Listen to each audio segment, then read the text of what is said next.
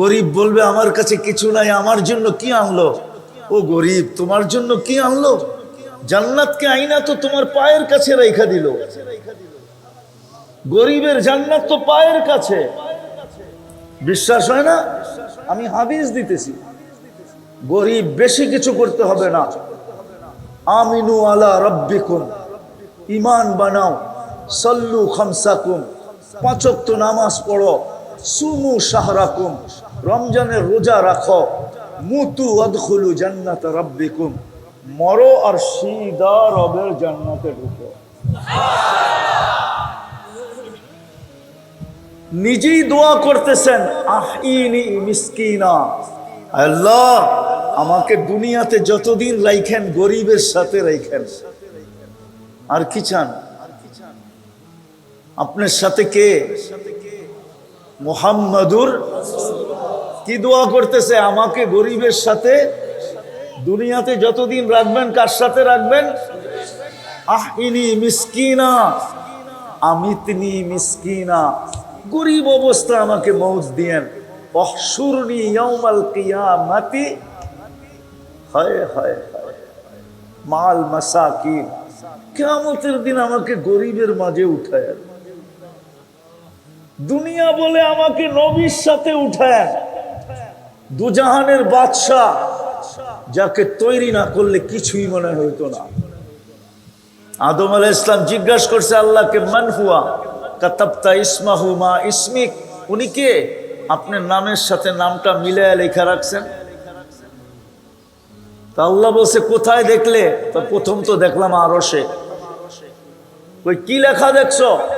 আরশে লেখা ছিল ইন্নানি আনাল্লাহ, আমি আল্লাহ, লা ইলাহা ইল্লা আনা, আমি ছাড়া কোনো ইলাহ নাই, মুহাম্মাদুন আবদি ওয়া রাসূলি, মুহাম্মদ আমার বান্দা এবং আমার রাসূল। এই যে আপনার সাথে মিলায়া লেখছেন, উনি কে? আল্লাহ জিজ্ঞাসা করছে আর কোথায় দেখলাম? যেই ফেরেশতারা আমাকে স্বাগত জানায় জান্নাতে নিয়ে যাওয়ার জন্য আসছিল, তাদের প্রত্যেকের মাথায় পট্টি বাঁধা ছিল। পট্টি, পট্টি বোঝেন? কি বৈশাখের আগে লেখে না, এসো হে বৈশাখ, মাথায় একটা লাগায়, এটার নামই পট্টি। তো এটার ভিতরে লেখা ছিল লা ইলাহা ইল্লাল্লাহ মুহাম্মাদুর রাসূলুল্লাহ। তো বলছে আর কোথায় দেখলা? কয় কেন, জান্নাতের দরজায় তো লেখা ছিল লা ইলাহা ইল্লাল্লাহ মুহাম্মাদুর রাসূলুল্লাহ। বলছে আর কোথায় দেখছো? কয় জান্নাতের প্রত্যেকটা জিনিসের ভিতরে এই কলমা খচিত ছিল। পাতায় তো এই কলেমা, ফুলে তো এই কলেমা, ফলে তো এই কলেমা, প্রত্যেকটা বস্তুতে এই কলেমা লেখা ছিল। উনি কে? আল্লাহ বলে চিনো না? তা কোত্থেকে চিনবো, আসলাম তো জুমা 8 দিন।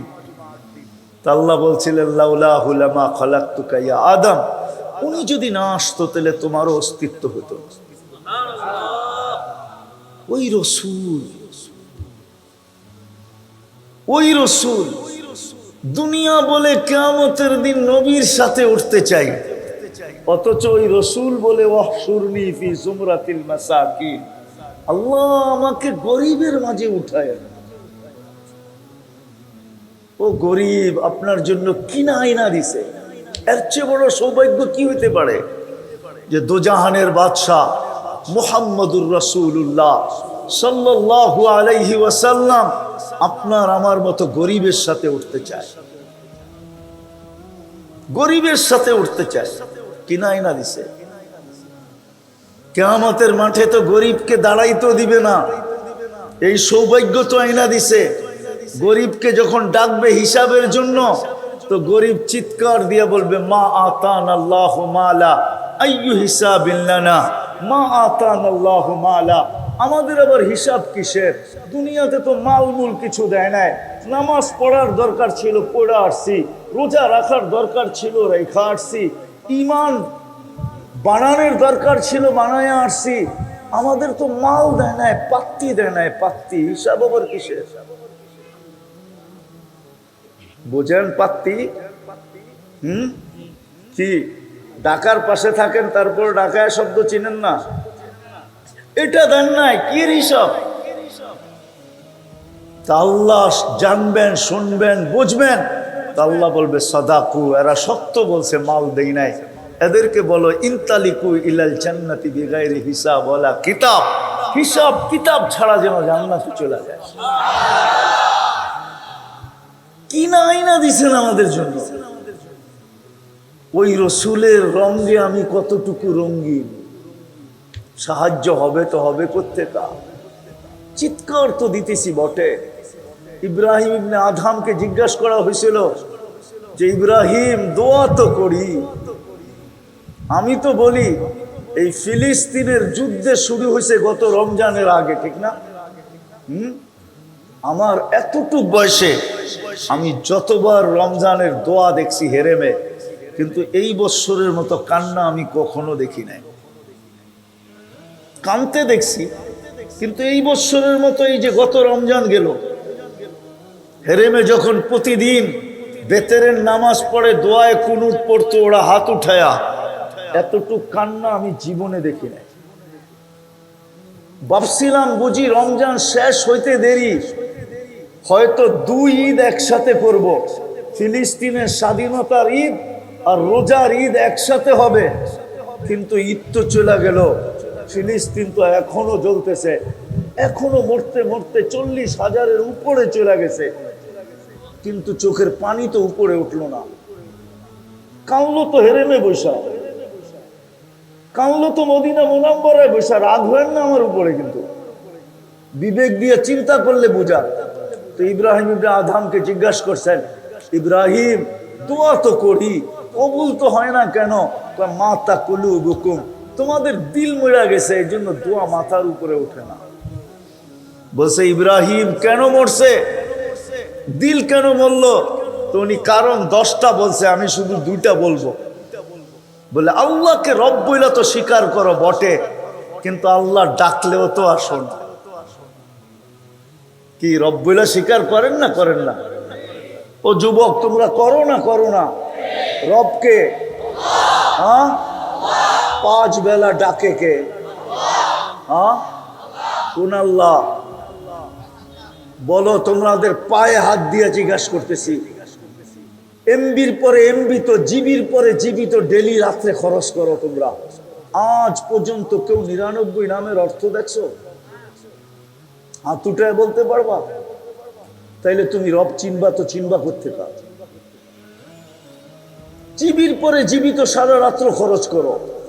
বলবা এখন তো আর জিবি লাগে না, এখন তো প্রত্যেক বাড়িতেই ওয়াইফাই লাগানো, আনলিমিটেড দেখতে থাকি, সারা রাত্র কাটে তোমাদের নেটের ভিতরে। বলো আজ পর্যন্ত কেউ 99 নামের অর্থ দেখছো? বলো কোন পীরের মুরিদ যে আমি 99 নামের অর্থ দেখছি? বলো কোন 3 চিল্লাওয়ালা তাবলিগি সাথী? রাগ হয় না, পায়ে হাত রাখে। তাহলে আল্লাহ চিনবেন কোত্থেকে আপনি? এই জন্য তো ডাকে, সাড়া দেই না। আল্লাহ ডাকে, আল্লাহ কে ডাকে? সাড়া দেয় কয়জন? এটা কি বিরোধিতা না? এটা কি বিরুদ্ধাচরণ না?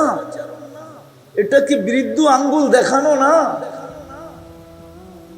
বলেন, নিজের বিবেককে প্রশ্ন করেন। যে আল্লাহ আমাকে 1 ফোঁটা পানির থেকে অস্তিত্ব দিয়ে এরকম সুন্দর সাজায়া একজন সুদর্শন যুবকে রূপান্তরিত করলো, মার পেটের থেকে যতটুকু আসছিলাম অতটুকু যদি রেখা দিতেন, তাহলে দুনিয়ার কোনো মেশিন নাই 1 সুতা বাড়াইয়া দেখায় দিবে।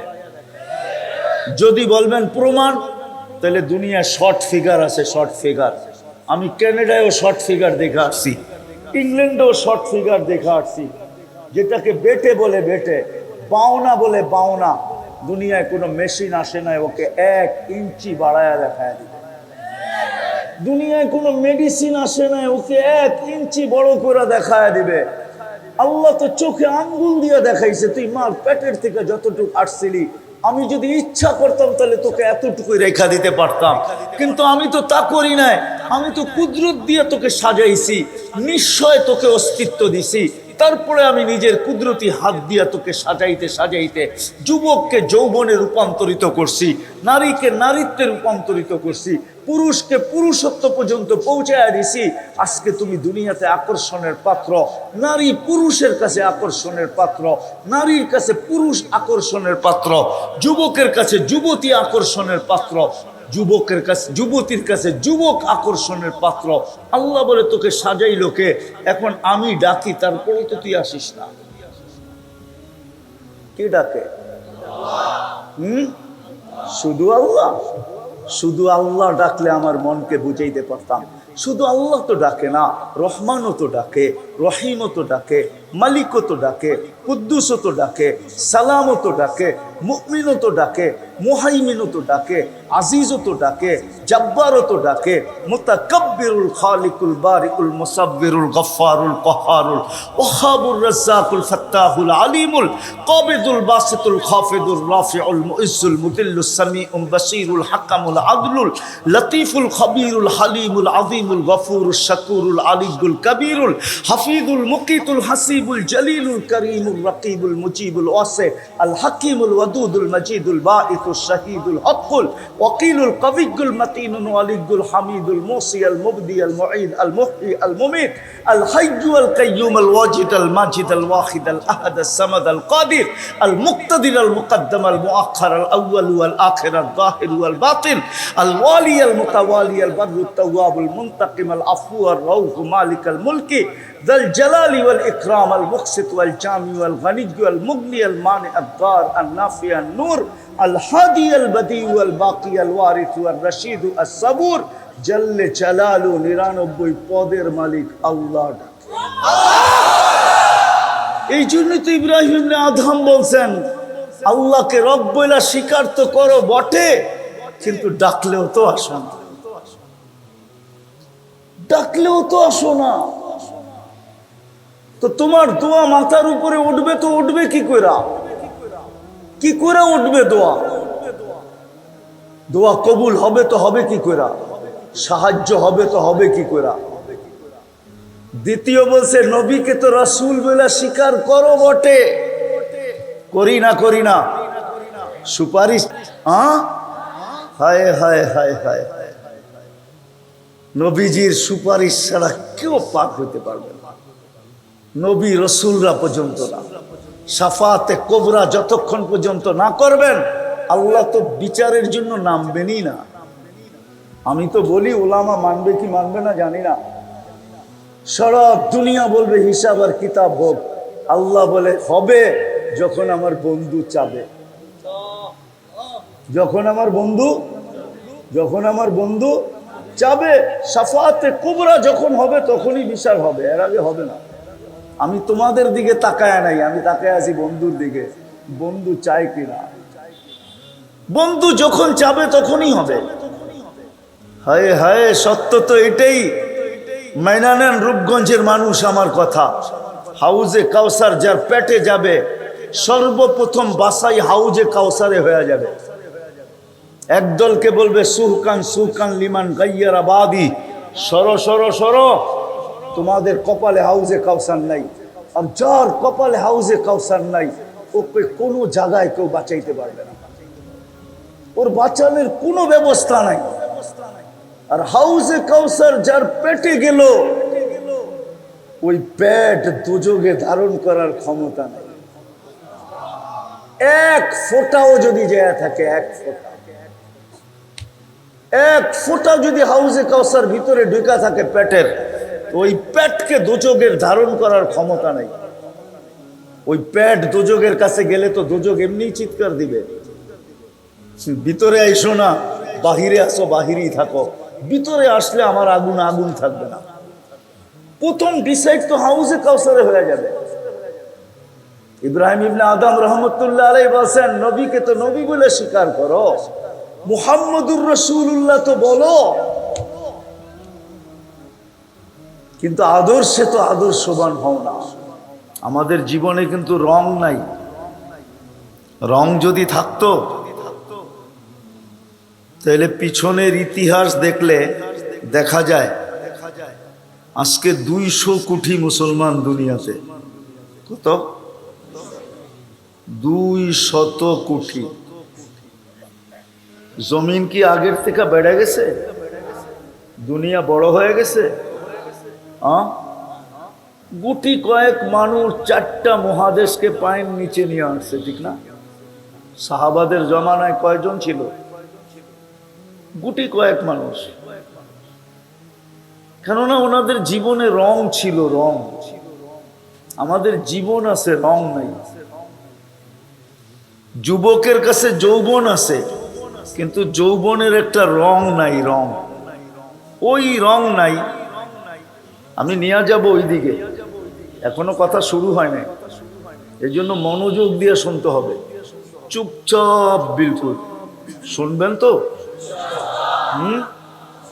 তাইলেই কিন্তু জীবনে রং আসবে, রং। আজকে মুসলমানের জীবনে রং নাই। আমি দুনিয়া ঘুরে বলতেছি। আমি 18 তারিখে আসছি কানাডা আর ইংল্যান্ডের সফর শেষ করে। এই তো 18 তারিখ, গত 18 তারিখে গেছি। এই জন্য আমার কথা অন্যরকম হবে। আজকে আমাদের জীবনে রং নাই। কাকে দেখা আল্লাহ সাহায্য পাঠাবে? কারো জীবনেই তো রং নাই। শুধু 2-4 জন জুব্বাওয়ালা হুজুর দেখা। হুজুরদের পার্সেন্টেজ কত দুনিয়া? বাংলাদেশে পার্সেন্টেজ কত আমাদের? কত পার্সেন্টেজ বলেন? বলেন না, আপনারা তো শিক্ষিত মানুষ, হুজুরও আছেন। পার্সেন্টেজ কত আমাদের? 18 কোটি মানুষের ভিতরে আমরা কত? আমাদেরকে দেখে আল্লাহ সাহায্য পাঠাবে? 200 কোটি মানুষের ভিতরে রং আছে কয়জনের ভিতরে বলেন? ডেলি তো আল্লাহ ডাকে, 5 বেলা ডাকে আল্লাহ। এই মজমায় যারা বসা আছে, কয়জন বলতে পারবে যে আমি পাবন্দির সাথে আজান হইতে দেরি, মসজিদে দৌড়াইতে দেরি করি না? কয়জন হাত উঠায় বলতে পারবে? ফজরের আজান হয় আসসালাতু খায়রুম মিনান নাওম বলা। আল্লাহ বলতেছে ঘুমের ভিতরে যা আছে তার চেয়ে কোটি গুণ বেশি আমি ফজরের নামাজে দিয়া রাখছি। নাইলে আসসালাতু খায়রুম মিনান নাওম কেন বলতেন? ইন্না কুরআনাল ফজরি কানা মাশহুদা কেন বলতেন? যে ফজরের নামাজ জান্নাতের টিকেট, সার্টিফিকেট। সর্বক্ষেত্রে ফজরের নামাজ তোমাকে বাঁচাবে। এই জন্যই তো কিতাবে লেখছেন ফজরের নামাজ যার জীবনে কোনোদিন ছোটে নাই, কাজা নাই, ওকে লেখা দেওয়া যায় জান্নাতি। হ্যাঁ হ্যাঁ, বিশ্বাস হয় না? মানে হুজুরের হইতেছে না, ওরে লেখা দেওয়া যায় ও জান্নাতি। 2 ওয়াক্তের জামাত যার জীবনে ছোটে নাই, ওরে লেখা দেওয়া যায় জান্নাতি। মান সাল্লাল বারদাইন দাখালাল জান্নাহ, ফজর আর আসর, ওরে জান্নাতি লেখা দেওয়া যায়। ডেলি 5 বার আল্লাহ ডাকে। বলো এখানের কে আছে যে আমি আজান শুনতে দেরি, মসজিদের দিকে দৌড়াইতে দেরি করে না? এরকম কয়টা হাত উঠবে? রাগ হয়ে গেলে? তাহলে রং কোথায় আসলো? সাহায্য কি করে হবে? শুধু আমার জুব্বা দেখা না হুজুরের জুব্বা দেখা? এটা তো উম্মত, উম্মতে মুহাম্মাদি। আল্লাহ তো উম্মত দেখবে, কোনো ব্যক্তি দেখবে না। এখন তো নবী নাই। নবী থাকতেন তাহলে বলতাম যে নবীকে দেখা হবে। নবী তো নাই, উম্মতকে দেখা হবে। কিন্তু উম্মত আজকে কোথায়? উম্মত। অথচ এই উম্মতের জন্য চোখের পানি তো কম জড়ান নাই। 23 বৎসরে কোনোদিন চোখের পানি শুকায় নাই। প্রথম যেই দিন এই আয়াত নাজেল হয়েছে, কুম ফাআনদির রব্বাকা ফাকাব্বির সিয়াবাকা ফাতাহহির ওয়ার রুজজা ফাহজুর ওয়ালা তামনুন তাস্তাকসির ওয়ালি রব্বিকা ফাসবির। সূরা মুদ্দাসসির যেদিন নাজেল হয়েছে, কম্বলের থেকে বাহির হয়ে একান্তে ছিলেন। আম্মা জান জিজ্ঞাসা করছে খাদিজাতুল কুবরা, আপনাকে তো কম্বলে রাইখা গেলাম, বাহিরে বসে আছেন কেন? রাইখা গেলাম তো ভালো, বসে বসে কাঁদেন কেন? বলছে ওই ফেরেশতা আবার আসছে, আর এই আয়াত শোনা গেছে কুম ফাআনদির, উঠেন মানুষকে ডাকেন, মানুষকে ভয় প্রদর্শন করেন আখেরাতের। কিন্তু আমি কাকে ডাকবো? মান আদু ওয়া মান ইউজিব, কাকে ডাকবো, কে সাড়া দিবে? মক্কা কুল্লুহু মুশরিক, পুরা মক্কাই তো মুশরিক। 360-এর পূজারি, এক আল্লাহর কথা কে মানবে? আম্মাজান চোখের বুকে জড়ায়া ধরে বলতেছিলেন, আনতা আউয়ালা দাঈ ওয়া আনা আউয়ালা মুজিবা, আপনি সর্বপ্রথম দাওয়াত দেনেওয়ালা, আমি কবুল করনেওয়ালি, কেউ মানুক আর না মানুক আমি তো মানবো। ওই দিন থেকে মৃত্যু লগ্ন পর্যন্ত, যেদিন দুনিয়ার থেকে বিদায় নিতেছেন, বিদায় একটু পরেই চলে যাবেন ইলা রফিকিল আলা। চোখের দুই দিক দিয়ে পানি ঝরতেছিল। জিবরিল আলাইহিস সালাম জিজ্ঞাসা করছে, আতাবকি ওয়া আনতা ইলা রফিকিল আলা, এখনো কাঁদেন? চলে যাবেন তো আল্লাহর সান্নিধ্যে, এখন কান্না কিসের? এখন তো খুশি হওয়া উচিত। আল্লাহু ইয়ান্তাযিরুক, আল্লাহ আপনার অপেক্ষায় অপেক্ষমান। উর্দু জগতে খুশির বন্যা চলতেছে। হাবিব ইয়াসিলুল হাবিব, বন্ধু এখন বন্ধুর কাছে চিরদিনের জন্য চলে আসবে। আপনার চোখে পানি কেন? বলছে ফামান লিবাদি লি উম্মতি, আমার পরে আমার উম্মতকে কে দেখা রাখবে? 23 বছর তো চোখের পানি শুকায় নাই, শুকায় নাই। জিবরিল মিকাইল তো জিজ্ঞাসা করছে, মাযালা আরাকা তাবকি, আপনাকে যখনই দেখি কাঁদেন কেন? বলছে উম্মতের জন্য চোখের পানি শুকায় না। ওই উম্মত 5 বেলা আল্লাহ ডাকে। রাগ হয়ে গেলেন? রূপগঞ্জের মানুষ রাগ হয় না। কয়জন হাত উঠাইতে পারবেন যে আজানের আওয়াজ শুনতে দেরি, আমি মসজিদের দিকে দৌড়াইতে দেরি করি না? অথচ ডাকে কে? চোখের পানি জড়াইছেন কে আমাদের জন্য? রাসূলুল্লাহ সাল্লাল্লাহু আলাইহি ওয়াসাল্লাম, মুহাম্মাদুর রাসূলুল্লাহ। কি না আইনা দিছেন আমাদেরকে, কোন জিনিসটা আইনা দেন নাই? ওনার সুবাদে আমরা কোন সুযোগ সুবিধাটা আল্লাহর কাছে পাই নাই? বলেন। আমি একটাই দেখাই, একটা, শুধু একটা দেখাই। এই উম্মতের কোন ব্যক্তি যদি 11 মাস নামাজ নাও পড়লো, আর রমজান মাস আসলো, আর গামছা কোমরে বান্ধা যদি পড়তে শুরু করলো 1 মাস, তাহলে ওলামা এই কথা একমত হবে যে 1 মাস নামাজ পড়ে নাই, সে তো 70 মাস পড়ছে। ফরজ কি 70 গুণ হয় না? তাহলে আপনার 11 মাসের রিকভারি হবে না? হবে না? রিকভারি বোঝেন তো? হবে না? হবে না? তারপরেও এক গাঁটটি থেকে যাবে। 70-এর থেকে 12 বাদ দেন না, 11 বাদ দেন না, কত থাকে? 59 মাস থাকে। 59 মাস, 1 মাস কম, 5 বছরের ফরজ আপনার গাঁটটিতে থেকে যাবে। কে আইনা দিছে এটা? কার কারণে পাইছেন এটা? এক রাত্র 83 বৎসর কার কারণে পাইলেন? আরে বলেন না মুহাম্মাদুর, আবার বলেন মুহাম্মাদুর। 120 নেকি পাইলেন আপনি। মুহাম্মাদুর রাসূলুল্লাহ 12 অক্ষর, কোরআনে লেখা আছে মুহাম্মাদুর। কোরআনের 1 অক্ষর উচ্চারণ করলে কয় নেকি? তো 12 নেকি, 12 অক্ষরে কয় নেকি? 120 নেকি পাইলেন।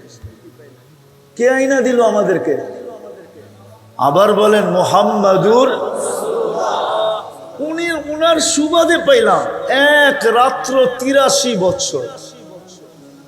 দেখাইতে গেলে 1 ডজন না, সেঞ্চুরি না, কয়েক হাজার দেখানো যাবে, হাজার।